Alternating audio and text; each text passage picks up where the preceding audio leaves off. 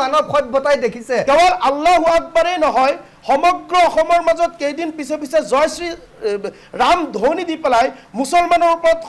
এটা অন্যায় অত্যাচাৰ কৰা হয় তেওঁলোকৰ স্বভাৱ চৰিত্ৰবোৰ উৎসৰাইটোৰ নিচিনা গোটেই গাত বোকা লাগি গ'ল লেতেৰা লাগি গ'ল গোটেই লেতেৰা লুতুৰি পুতুৰি হৈ আছে তাৰপিছতো ক'ৰবাৰ মুখখন উলিয়াই মই ধুনীয়া হৈ আছোঁ বুলি দেখাব খোজা তেনেকুৱা স্বভাৱ চৰিত্ৰৰ মানুহে আজি আমি অনুতপ্ত কৰি আছোঁ যে আমাৰ ভাৰতবৰ্ষৰ এটা অংগ আৰু তাত যে এনে বেয়া ধৰণৰ পৰিৱেশ সৃষ্টি হৈছে এইটো আমাৰ যিটো নেকি আমাৰ আগন্তুক সময় এই আগন্তুক সময়ৰ কাৰণে বহুত বেয়া এটা এইটো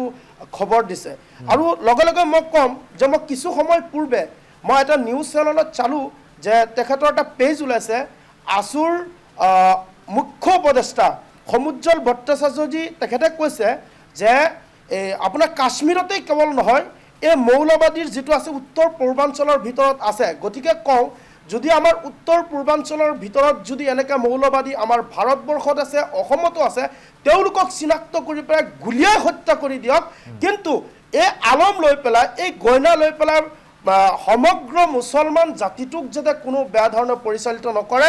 আৰু কম দুজনকৈ ব্যক্তি আলোচনা কৰি গৈছে মোৰ পূৰ্বে আৰু সত্যৰঞ্জন বৰা ডাঙৰীয়া তেখেতে কৈছে যে আল্লাহু আকবাৰ নাম দি পেলাই ইয়াৰ পূৰ্বে আৰু বহুত জেগাত মাৰপিট কৰিছে কিন্তু আমি চালোঁ কেৱল আল্লাহু আকবাৰেই নহয় সমগ্ৰ অসমৰ মাজত কেইদিন পিছে পিছে জয় শ্ৰী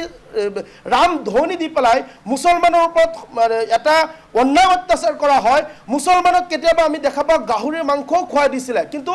মই এইটো সাম্প্ৰদায়িক কথা ক'ব বিচৰা নাই কিন্তু এই কথাটোত এটা কথাই স্পষ্ট যিসকল দুষ্কৃতি কাম কৰে যিসকলে বেয়া কৰ্ম কৰে তেওঁলোকৰ কোনো ধৰ্ম নাই আপোনাক এটা প্ৰশ্ন কৰিব খুজিছোঁ আপুনি গুৰুতৰ অভিযোগ উঠাইছে জয় শ্ৰীৰাম কৈ হিন্দীয়ে মুছলমানক মাৰিছে গাহৰি খুৱাইছে ক'ত এইটো আপোনাৰ শোণিতপুৰ জিলাত হৈছিলে 2017 চনত হৈছিলে আৰু মই কিন্তু এটা কথা কৈ আছোঁ যিটো নাৰকীয় কাণ্ড হৈ গ'ল এইটো কিন্তু আমি অসম সংখ্যালঘু সংগ্ৰাম পৰিষদে আমি কেতিয়াও একচেপ্ট নকৰোঁ আপোনালোকে গৰিহণা ঠিকেই দিয়ে কিন্তু আপোনালোকে কিয় ক'ব পৰা নাই এইবিলাকক আমি চিনাক্ত কৰি দিম বুলি মইতো তাত গৈ পেলাইতো আমি ইয়াৰ পৰাতো চিনাক্ত কৰিব নোৱাৰিম তেনেহ'লে পুলিচ প্ৰশাসন কেলে আছে তেওঁলোকে আজি আপোনালোকে প্ৰতিবাদ উলিয়াইছে নেকি আমাৰতো প্ৰতিবাদ হৈ আছে না আজি উলিয়াইছে নেকি কৰিছে আমি পেহেলগামৰ ঘটনাক লৈ আপোনাৰ সংগঠনটোৰ নাম কি অসম সংখ্যালঘু কি সংগ্ৰাম পৰিষদে কিবা প্ৰতিবাদী কাৰ্যসূচী হাতত লৈছে নেকি মিছিল লৈছে নেকি আমি ইতিমধ্যে প্ৰতিবাদী কাৰ্যসূচী আমি হাতত লৈ আছো চাওক আমি কৈ আছে বাংলাদেশৰ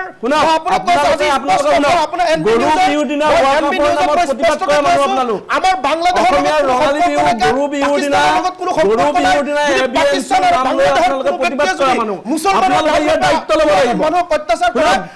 বংগমূলীয়া মুছলমানে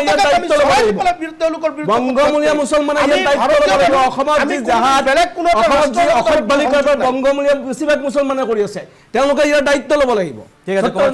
চাওক এতিয়া গোটেই কথাটো এওঁলোকক নিচিনা মানুহবোৰক মাতিনো কি লাভ হ'ব তেওঁলোকে সেই উৎসৰাইটোৰ নিচিনা যেনেকৈ মূৰটো বালিত গুজি দি পেলাই গোটেইবোৰ ওলাই থাকে ভাবে মইতো দেখা নাই গতিকে মোক কোনেও দেখা নাই চাগে গতিকে এওঁলোকৰ স্বভাৱ চৰিত্ৰবোৰ উৎসৰাইটোৰ নিচিনা গোটেই গাত বোকা লাগি গ'ল লেতেৰা লাগি গ'ল গোটেই লেতেৰা লুতুৰি পুতুৰি হৈ আছে তাৰপিছতো ক'ৰবাৰ মুখখন উলিয়াই মই ধুনীয়া হৈ আছোঁ বুলি দেখাব খোজা তেনেকুৱা স্বভাৱ চৰিত্ৰৰ মানুহে মানৱ সভ্যতাই দেখিছে তেওঁ যিসকলে ভাতৃত্ববোধ সমন্বয়ৰ কথা কয় তেওঁলোকে যে আজি নাঙঠ বিবস্ত্ৰ হৈ পৰিছে গোটেই মানুহৰ নামত মানৱতাৰ নামত শান্তিৰ নামত সভ্যতাৰ নামত সংস্কৃতিৰ নামত এটাৰ পিছত আন এটা বৰ্বৰতা এটাৰ পিছত আন এটা হিংসুক ঘটনা তেওঁলোকেই কৰিছে আৰু তেওঁলোকে একো কৰিব নোৱাৰে তেওঁলোকে কেৱল দেখাক দেখি আপোনালোকৰ সংবাদ মাধ্যমত আহি কেৱল সমবেদনা জ্ঞাপন কৰিব পাৰিব তাৰ বাহিৰে একো কৰিব নোৱাৰে কিন্তু ৱাকফৰ নামত তেওঁলোকে পশ্চিমবংগত হিন্দু হত্যা কৰিব পাৰে তেওঁলোকে পৰ্যটকক হত্যা কৰিব পাৰে তেলে কাপোৰ খুলি শৰীৰৰ অংগ কথা আছে নে নাই মুছলমান হয় নে নাই এইটো চাব পাৰে এয়া তেওঁলোকৰ স্বভাৱ এয়া তেওঁলোকৰ চৰিত্ৰ তেওঁলোকে কেৱল ৰাজনৈতিক সিদ্ধান্ত এটাৰ কাৰণে তেওঁলোকে গোটেই কথাবোৰ কৰি আছে আজি মই আপোনালোকৰ এই মঞ্চত তেওঁ কোনোবা কৰোনা 2017 চনত জয় শ্ৰী ৰাম আমাৰ কোনোবাই আলোচনা হ'ব লাগে ইমান ডাঙৰ এটা গাহৰি মাংস খোৱাৰ আজি মই এই মঞ্চৰ পৰা কৈছোঁ আজি মই এই মঞ্চৰ পৰা কৈছোঁ কিন্তু কালি যদি কোনোবা মৌলানা মুফতি আহে